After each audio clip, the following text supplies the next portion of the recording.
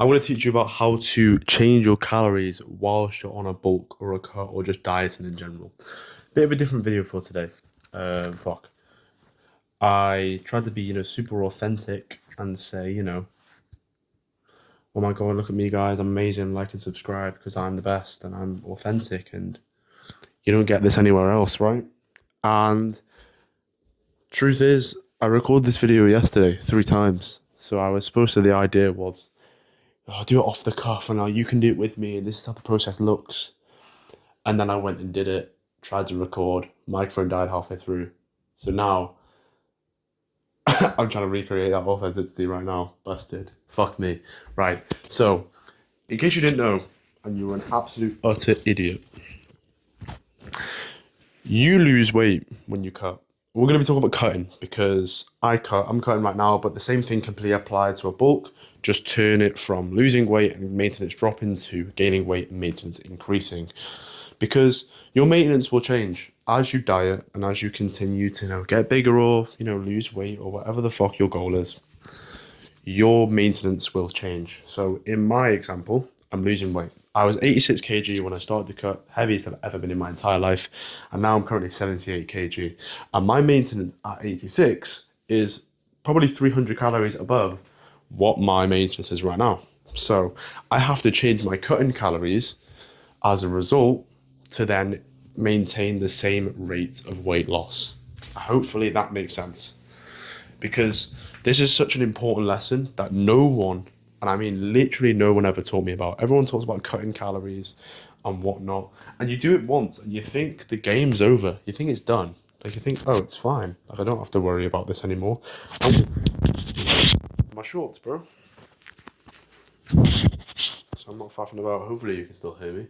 You're on my dick. But yeah, you kind of just do it once and then it's like, oh, it's all done. Like I don't have to worry about this ever again. But that's not true. People lose like the first 4, 5, 6 kg, 1 stone, 1.5 stone, 2 stone, and then they give up. And everyone's like, oh yeah, because they made the diet unsustainable and it's like the novelty's worn off, the motivation's gone away, which is true. Like that does happen. But a massive part is like, bro, you need to keep changing your calories to maintain the same rate of weight loss. Because even if it is a problem of motivation, like people are then, this is probably why it happens because they lose like so much weight and then because they don't change their maintenance calories or they gain so much weight on the bulk and they're doing really well for themselves, but because they don't change their maintenance calories because they don't understand this concept, their rate of weight loss increases or slows down depending on what your goal is. And sorry, yeah, the rate of weight loss, will slow down, or the rate of weight gain, I should have said, will slow down. And then that's fucking instantly, what's that word, bro? Like, drops their motivation. And then that's why they quit. So you could even argue, yeah, it's a problem of motivation, but this is probably where it stems from. So let me teach you how to do it. I haven't got my book in front of me because I'm a bit busy, but I will just explain it in a way that you can understand and then you can just copy it whenever you want, right? You just need to find your new maintenance, and it's the same process as finding your maintenance originally. Now, what I always do is I use the calorie calculator app because that's always been accurate for me. And people can argue, oh, it's not that accurate, whatever. But I genuinely think it is. And even if it's not, right? Who are you to tell me that it's not accurate, bro? You're on your first bulk or cut, like, come on now. You should be worrying about other things. And even if it's not, I've got a simple process to eliminate it, but you need to find your original maintenance calories. So go on calorie calculator, put in your metrics, your height, your weight, your age, your gender. It's got no non-binary option, so fuck you wokeists, I don't know. And then you'll get a maintenance calories. And what I would say for the activity level, a little tip here is don't include your cardio as part of your activity. And the reason for that is most of you aren't going to be able to be super consistent with cardio. Let's, for example, say you put in, oh yeah, I will do high intensity exercise every single day, right? What if you don't do it 2 days of the week, every single week, because you're quite new to cardio? That's like a very reasonable version of reality. Like, that can very easily happen. And then you don't lose as much weight as you thought you did, or your current calorie intake is too high because you've not done the cardio, and then you don't lose as much weight, and then it's back to that same problem of, oh, I've lost motivation, right? Because I'm not losing as much weight as I thought I was. I'm doing all this hard shit, and what's coming of it? Like nothing, right? And that's the problem. That's the biggest problem as to why people quit. So I would suggest basing your activity level on what do you do in a normal day. So for me, and I would include gym sessions but not cardio, because you are going to be lifting, right? You are going to be consistent in lifting. This is the whole point. Like, cardio isn't something that you do as a hobby. It's something that you do in as well as lifting to help you get bigger or leaner, if that makes sense. But lifting is your hobby. This is the whole point. You want to build muscle. It's different, right? You get me? So I would include your lifts. So for me, I put activity level quite high intensity, and I put 5 times a week, because I lift 6 days out of every 8 days. Because I do a push pull legs off split. And yeah, that was it. That was my activity level. But I did not include cardio, because I'll be doing cardio every single day. So then I would have put activity level high every single day. Then I would have had a high maintenance, and then, whatever. I like to see cardio as a kind of bonus. Like, if you lose weight, great. And if you do cardio, you lose more weight, fucking awesome. But if you don't do cardio, you're also losing weight, right? Like, it's a win-win, I think. So that's what I like to do with cardio. And yeah, from there, you get your maintenance calories. So mine was 2,700. And then you pick your deficit. And how many calories do I go into a deficit? I think it depends on the amount of body fat on your body.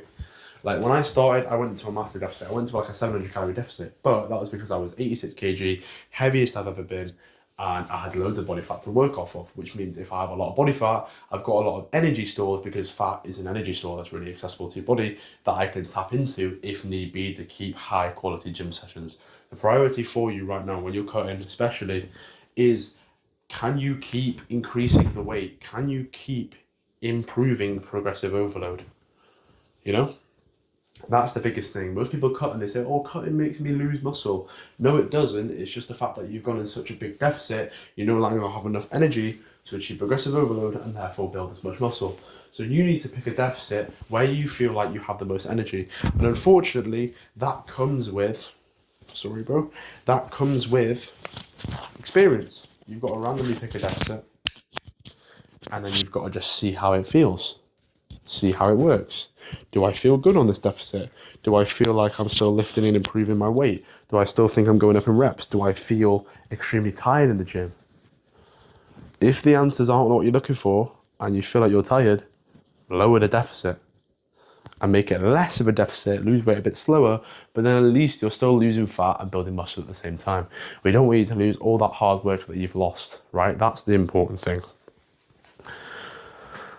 And then once you found your deficit, so for me, when I was high body fat, it was like 700 calorie deficit. Now I'm 86 kg. It's like a 500 calorie deficit. You're in that deficit, you're losing weight at a certain rate. Great, awesome. Then you have to pick a diet to follow that. It's all good saying, yeah, I've got this deficit and yeah, I've done this, but what are you actually eating to achieve that deficit? So now you've got to pick the diet. And what I would say is go and look at my other videos where I've talked about a meal list and ingredient list. That's the only way you're going to get fucking dieting properly down, especially if you're busy, you've got a job, you've got revision, you've got university, you've got A-levels to study for. When you're a busy person, you can't afford to spend all day tracking your calories like it's a full-time job. That's how no one stays consistent. So you've got to make the diet beforehand and then keep it the fucking same. The reason why I can stick to a diet so much easier than my parents, who I'm going through the whole process now of trying to teach them how to lose weight, is because my diet is the fucking same. So I don't have to wake up and think, oh, I've got to weigh my rice out and how many calories is in couscous and like how much can I eat of this and that and that. I already know because I took half an hour of my day to make a meal list and ingredient list, and now I keep it the fucking same and I eat the same things every single day. So if I can remember, pop up on the screen a thumbnail. If not, go and look on my channel, search up on my channel like diet or whatever, and you'll see it. And then once you've got your meal and ingredient list, you now have to find the quantity. So you have your calories and you have your macronutrient quantities. So macronutrients is pretty quick, 0.8 to 1 gram per pound of body weight of protein, 0.3 to 0.5 grams per pound of fat, and then the rest of carbs. We want a lot of carbs to fuel our energies for the gym. Having a lot of glycogen stores is going to help you. Trying to have 50 grams of carbs before a gym session is great. You've got your calories and you've got macros. So for me, it's 2,200 calories, 500 calorie deficit from my 2,700 calorie maintenance, and then my macros, which is like 170 grams of protein, 50 grams of fat, 300 grams of carbs. I've got all that. Now I pick the foods from my ingredient list and meal list that you've already made because you've watched my other videos.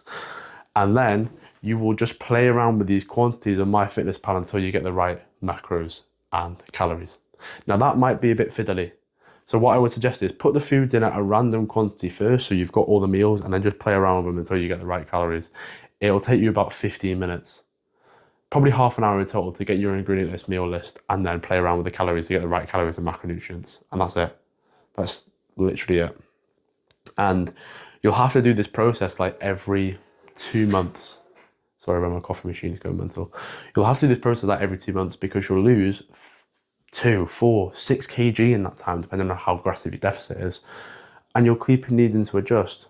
The reason why your deficit goes down as you lose weight is because you have therefore less body mass to keep up with. This is why women have such a lower maintenance and find it so much harder to lose weight than men do. One, because they have fat. They need fat necessary for their jobs, their roles, like giving birth. That's why they hold a lot of fat around their hips and their like, what area is this, bro? You get my point. They hold a lot of fat around their legs and hips, etc., all around the waist because they need that fat. That's why it's so easy for men to hit fucking peeled, shredded, and women get a lot of hormonal imbalances a lot sooner than men do. Not saying men don't, but women get it sooner because they have to hold on to that fat and be vital for it. That's why I respect any fucking female bodybuilder. I fucking love it.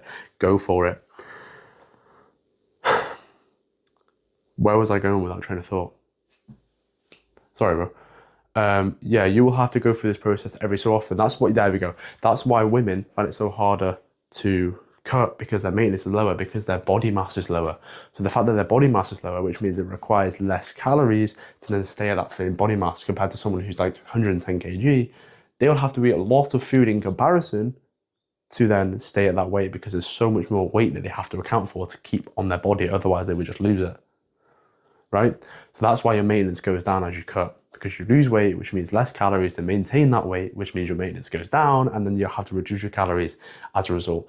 And the only fucking way that I've seen to track this is weighing yourself every day. That is the message. Weigh yourself every day, but do not get anxious about the scale. Now, this is a fine line, because weighing yourself every day is fucking so useful. So fucking useful. Because you can track how fast you're losing the weight. You can track and see if your energy, bro, stop snoring, bro. I use him for a sleep short. So now he's here, snoring away. Anyway, weighing the scale is so useful because you can see how fast you're losing weight, etc., etc. But people get obsessed with the numbers. They step on the scale. Oh my God, I'm half a kilo heavier than I was yesterday. But the day before yesterday, I drank loads of alcohol, which means I woke up dehydrated. So obviously I was lighter. But now I'm heavier. Oh my God, that means the diet isn't working. Shut the fuck up, bro. You've got to expect fluctuations to happen here or there. I'd probably give it a kg either side. If you feel really dehydrated, expect to be a kg lighter. If you feel really fucking bloated, expect to be a kg heavier. That's completely normal. It's completely fine. What you are looking for when you weigh yourself daily is, one, to have the identity of someone who lives and takes their diet seriously, because you associate stepping on a scale with being healthy and having a good diet. But two, what you're expecting of this is to see the long term, the 2 weeks, 3 weeks, 1 month of you losing weight consistently, feeling good. I'm losing the weight at this rate. That means this deficit is right for me, right? And then also you can notice when you need to do this process. That's the key. You can notice when you do this process because the rate of weight loss will begin to slow down or plateau.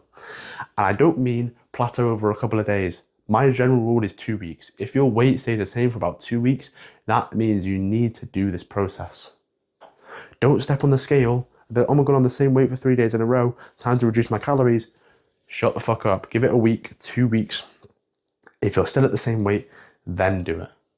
You can notice when this happens, and you can notice and come back to this video to change your calories again. That is the message I want to give to you, because everyone talks about cutting, absolutely everyone, but no one talks about how to stay cutting. That's the problem. Everyone thinks it's a one and done. It's not. It really fucking isn't. I wish it was, but it's not. You've got to keep up with it to actually get as lean as you want. Because last summer, I wanted to go away on holiday and I got to like a decent amount of leanness, but then I didn't get as lean as I really wanted to because I hit this plateau and I didn't know what to do. And I tried, just kept dieting and starving myself. Didn't work because I would just relapse and eat more food. And I could have been so much leaner and so much more confident on our holiday, and I wasn't because I didn't do this process. So this is really important. And I hope you took away something fucking good from this low effort, raw video. Watch my dog sleeping, bro. I wish I was him right now. All right, without further ado, bro, have a good session. I hope you took something on board from this. Go and have a look at my other videos about ingredient list, diet list, all that sort of stuff. Go check out my course where I hold you accountable. You can message access to me, which fitness coaches charging thousands of pounds for. I think it's so cheap. I will get you on this path and get you your dream physique without it feeling like a full-time job, because I know you're already fucking busy. That's the whole goal here. So if you're interested, click the link in the description. Like, subscribe, blah, all that bullshit. And have a good session, bro. I've got legs. Fuck my life. I will see you later.